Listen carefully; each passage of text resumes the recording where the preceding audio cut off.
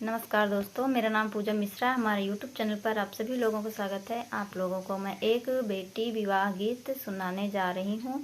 आप हमारे चैनल को लाइक करें, सब्सक्राइब करें, शेयर करें, कमेंट करें। कमेंट बताएं हमारा गाना कैसा लगा।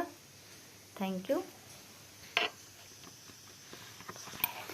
ऊंची ऊंची बखरी उठाया मोरे बाबा, खिड़की कटाया चारू ओर जी। ऊंची ऊंची बखरी उठाया मोरे बाबा, खिड़की कटाया चारू ओर जी। यही चढ़ बैठे हैं लाल सुगनवा, बोरवै भजई सीताराम जी। तेही चढ़ बैठे हैं लाल सुगनवा, बोरवै भजई सीताराम जी।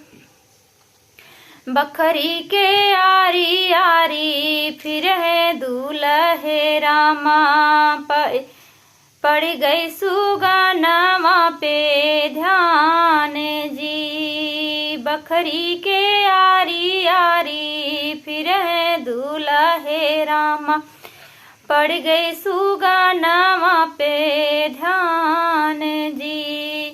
ई है सुगनवा ससुरुले बै दहेजवा, तबै बियाहब बेटी तोहार जी। है सुगनवा ससुरुले बै दहेजवा, तबै बियाहब बेटी तोहार जी।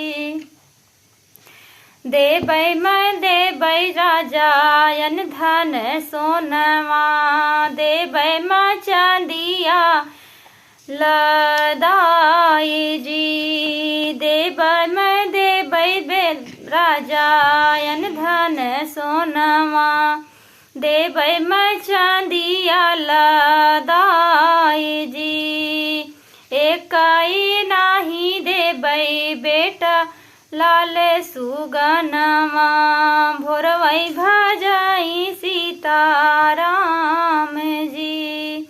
एक नाही देबै बेटा लाल सुगनवा, भोरवै भजई सीताराम जी। भीतरा से निकले हैं बेटी के भैया, नैना लालित होई जाए जी। भीतरा से निकले हैं बेटी के भैया, नैना लालित होई जाए जी।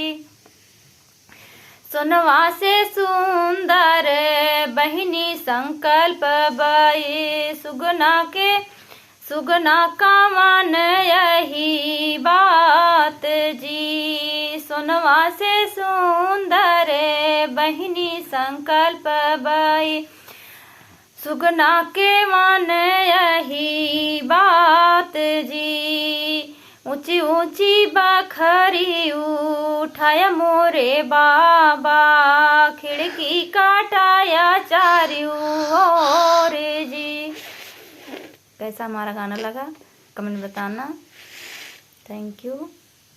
हो गया।